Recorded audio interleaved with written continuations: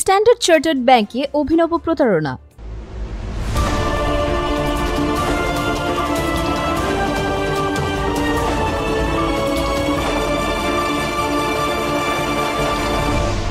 Channel CB.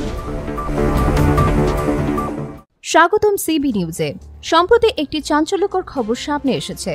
Standard chartered ব্যাংকের credit card গ্রাহকদের সঙ্গে ঘটেছে এক অভিনব প্রতারণা। গ্রাহকের অজান্তেই তাদের ক্রেডিট কার্ড থেকে টাকা তুলে নেওয়া হয়েছে। আর এই ঘটনায় জড়িত একটি সুসংগঠিত জালিয়াত চক্র। প্রতারকরা কোনো লেনদেন না করেও গ্রাহকদের অ্যাকাউন্ট থেকে একেবারে 50,000 টাকা করে তুলে নিয়েছে। এই টাকা একাধিক মোবাইল ফাইন্যান্সিয়াল সার্ভিস যেমন বিকাশ এবং নগদ অ্যাকাউন্টে স্থানান্তর করা হয়। এরপর সেখান থেকে দ্রুত টাকা তুলে নিয়ে সেই সব মোবাইল নম্বর বন্ধ করে দেওয়া হয়। ব্যাংকিং খাতের সূত্র অনুযায়ী শুধুমাত্র আগস্ট মাসের শেষ সপ্তাহে 54 জন গ্রাহকের ক্রেডিট কার্ড থেকে মোট 27 লাখ টাকা হাতিয়ে নেওয়া হয়েছে। এই ঘটনার পর ব্যাংক কর্তৃপক্ষ জরুরি পদক্ষেপ নেয়। গ্রাহকদের সুরক্ষার জন্য স্ট্যান্ডার্ড চার্টার্ড ব্যাংক সাময়িকভাবে কার্ড থেকে বিকাশ এবং নগদে টাকা যোগ করার সুবিধাটি বন্ধ করে দিয়েছে। গ্রাহকদের অভিযোগের পর স্ট্যান্ডার্ড চার্টার্ড ব্যাংক এই ঘটনাটি বাংলাদেশ ব্যাংক এবং আইন প্রয়োগকারী সংস্থাকে জানায়। বাংলাদেশ ব্যাংক ইতিমধ্যে এ বিষয়ে তদন্ত শুরু করেছে। তবে বিকাশ এবং নগদ কর্তৃপক্ষ এ বিষয়ে কোনো মন্তব্য করতে রাজি হননি।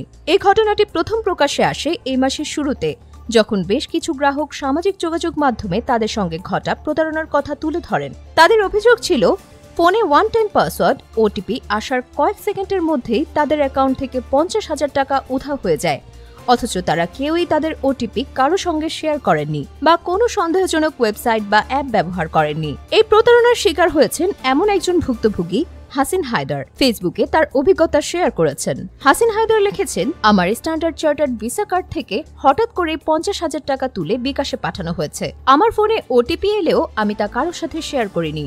মাত্র 20 সেকেন্ডের মধ্যে টাকা উধাও। কিন্তু ব্যাংক বলছে, যেহেতু ওটিপি ব্যবহার করে লেনদেন হয়েছে তাই দায় গ্রাহকের। তিনি আরও বলেন, আমি মনে করি এটি ব্যাংকের নিরাপত্তার ত্রুটি। এটা কোনো সাধারণ প্রতারণা নয়, এটা একটা বড় নিরাপত্তা দুর্বলতা। আরেক ভুক্তভোগী সাদিয়া শারমিন বৃষ্টি তার পোস্টে লিখেছেন, 7 বছরের কার্ড ব্যবহারের ইতিহাসে এই প্রথম এমন প্রতারণার শিকার হলাম।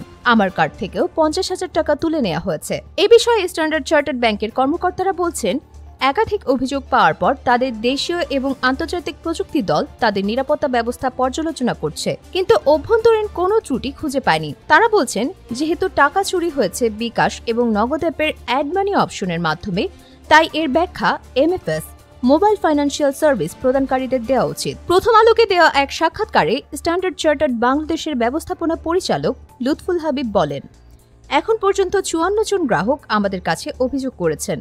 আমরা বিষয়টি আইন প্রয়োগকারী সংস্থা এবং বাংলাদেশ ব্যাংককে জানিয়েছি। তারা তদন্ত করছেন। আশা করি খুব শিগগিরই আসল ঘটনা বেরিয়ে আসবে এবং অপরাধীদের চিহ্নিত করে বিচারের আওতায় আনা হবে। তিনি আরও বলেন, ব্যাংকের নিজস্ব প্রযুক্তিগত সিস্টেমে কোনো দুর্বলতা পাওয়া যায়নি। ঘটনাটি যেহেতু এমএফএস অ্যাপের অ্যাড মানি অপশনের মাধ্যমে ঘটেছে, তাই আমরা সাময়িকভাবে এই সুবিধাটি বন্ধ করে দিয়েছি। তদন্ত শেষ হলে এবং সবকিছু পরিষ্কার হলে এই পরিষেবা পুনরায় চালু করার সিদ্ধান্ত নেওয়া হবে। এই ঘটনার পরিপ্রেক্ষিতে গ্রাহকদের আরও সতর্ক থাকতে হবে। কোনো অবস্থাতেই অপরিচিত বা সন্দেহজনক কাউকে নিজেদের ওটিপি শেয়ার করা যাবে না। একই সাথে ব্যাংকের উচিত তাদের নিরাপত্তা ব্যবস্থা আরও জোরদার করা এবং এমএফএস প্রদানকারীদের সঙ্গে সমন্বয় করে এই ধরনের প্রতারণা প্রতিরোধ করা। প্রতিদিন গুরুত্বপূর্ণ খবর পেতে আমাদের চ্যানেলটি অবশ্যই সাবস্ক্রাইব করুন। Subscribe now for daily news and updates.